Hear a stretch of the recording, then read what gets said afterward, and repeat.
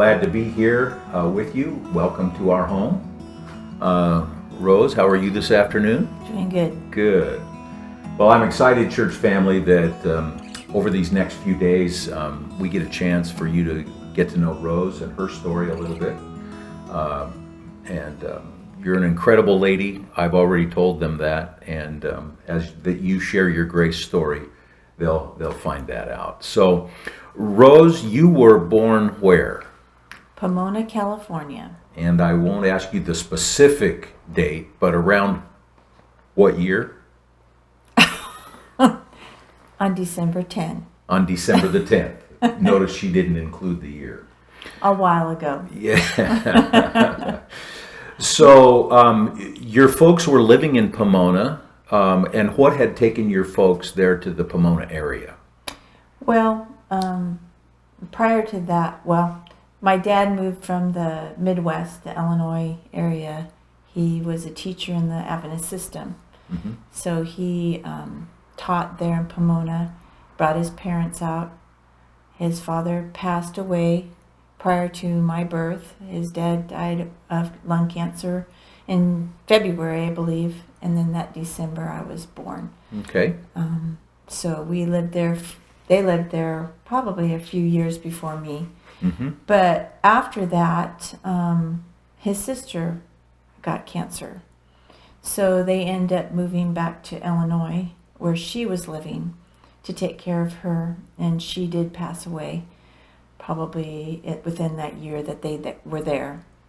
And then I think they came back to California, didn't they? They did. He got a call from the conference there in Southern California again, bringing him back. So that brought us back to Oxnard. Oxnard, out in Ventura County. Yeah. Okay.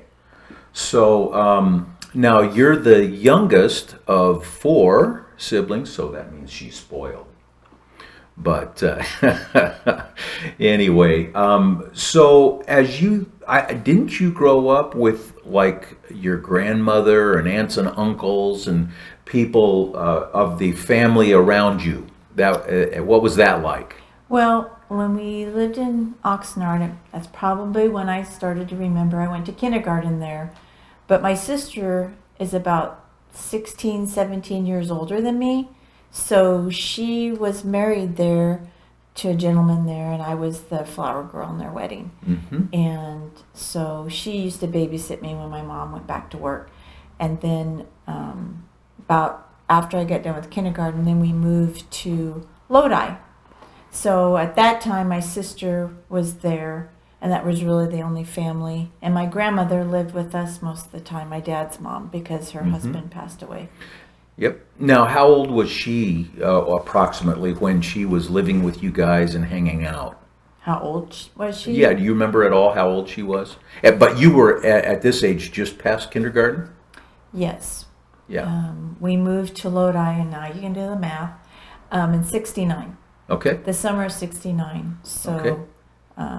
That's when we lived in Lodi, and that's... And your dad started teaching at Lodi Elementary School, the Adventist school He there. did. He taught 7th and 8th grade. Mm-hmm. And my brothers and I, we were still in home. My sister, like I said, was married. So it was just my 2 older brothers and myself that all Okay. moved to Lodi. And I think my younger brother was in 5th grade or 6th grade, and my older brother was in 7th or something like that. So during that season of life, you guys had relocated to Lodi. Your dad was a teacher. Now, did your mom work outside the home? She did. She was a receptionist. So Okay. she worked for a physician there in Lodi. He was, he did ear, nose, and throat. Mm-hmm. He was an ear, Okay. nose, and throat doctor. So if you think about that time period in your life and just combing through your memories, what would be maybe 1 or 2 standout memories that you have during that season of your life? Well, we didn't actually move to Lodi, but we moved to a town called Galt, which is about 15, 20 minutes north of Lodi. And we lived on the edge of town, and down a road, it was a country road, and I always dreamed to live in the country. That's true. I've felt that through the years. I have, yes. And so my dad did as well. His heart was to be in the country. So a lot of times on Sabbath, we would go for a drive in the country, and we'd drive out to different locations and in nature and different things. And one time I found a turtle and brought it home, and I'll so bet that was a big deal. Oh, yeah. Yeah, of course. So he took us kids while my mom rested because she worked full time as well. But a lot of the drives out on Sabbath afternoon, those were fond memories. Yeah. And then my grandma living with us, and So tell us at least one or two kind of funny things about your grandma and things you remember with your grandma living with you. oh, she used to tell stories. She always said this little poem, which I can't remember. Um, she's not around for me to tell this, but I used to pull her whiskers out of her chin.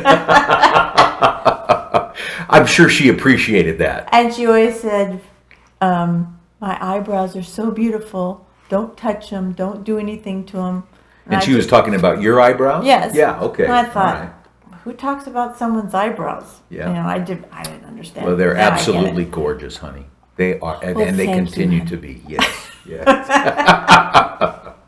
But no, it was great to have her around. She was that extra somebody you could run to when you got in trouble. She was very loving, very sweet. She was always a comfort to me. And she probably loved her little Rosie. She did, and she always was in my room. So when we ever moved in a house, it was in the bigger room because Grandma stayed in with me.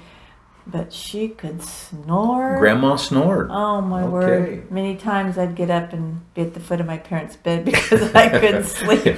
Grandma. Loved her. Yeah. Grandma swathed a But white path. she sure did. Yes, okay. Yes, Now, how long were you in Galt before your folks bought a home in Lodi? probably about 4 years or so. Okay, And then okay. we moved to Lodi. My dad drove the school bus when we lived in Galt. So, I was the first one on the bus and the last one on the bus. I'll bet you really enjoyed that, didn't you? Sometimes. Yes. But what my dad would do, he would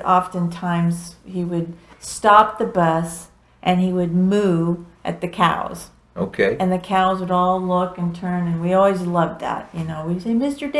Day, would you moo at the cows? And so that was a big deal. And he wasn't in too big of a hurry to do that from time to time. No, he loved to do it. That's great. He was good about that. Absolutely. Now, your folks, and we know your dad just recently passed, but they've been still living in the same house that they They're- purchased all those years ago. In Lodi, and my mom's still there in Lodi at the same residence, same phone number. Nothing's changed. So that's been That's real actually kind of interesting, isn't it, in terms of a sense of stability Yeah. for you, It is. for them to have been in that, and even for our kids. I know that stability has been something that they've held on to as something super positive, because Right. we've moved around quite a bit Yeah. through our married life and ministry life. So it's great that you could have that kind of still go back to that house and remember all the memories that have been lived there. So Rose, what memory would you say during that period might you have in terms of what you thought about God during that time? How were you relating to God, or how did your parents help you relate to God? Going to a Seventh-day Adventist Christian school, growing up, attending the church, and pretty much kind of living in an Adventist community there in Lodi. What was your general thinking about God, and how were you relating to Him during that season of life? Well, as a little girl, as much as I could understand God, I really wanted to do everything I was supposed to do. So it was a God of, I needed to do things, I didn't want to... And do the right things. Correct. Yeah.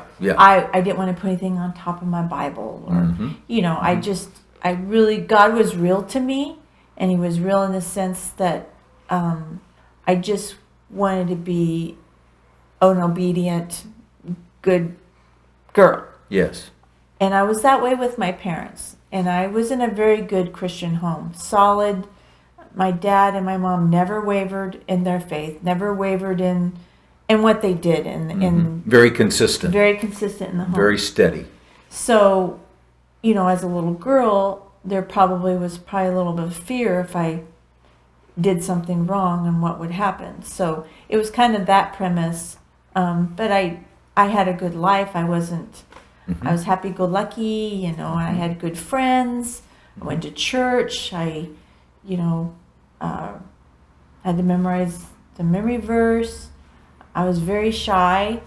I didn't like to have to talk much up front or say anything. I remember pretending I was cleaning my shoes when they were looking around for somebody to speak because I didn't. You didn't want to go, yeah. No. Right. Very, very sly, aren't But you? I was. Yes, I was. Yeah.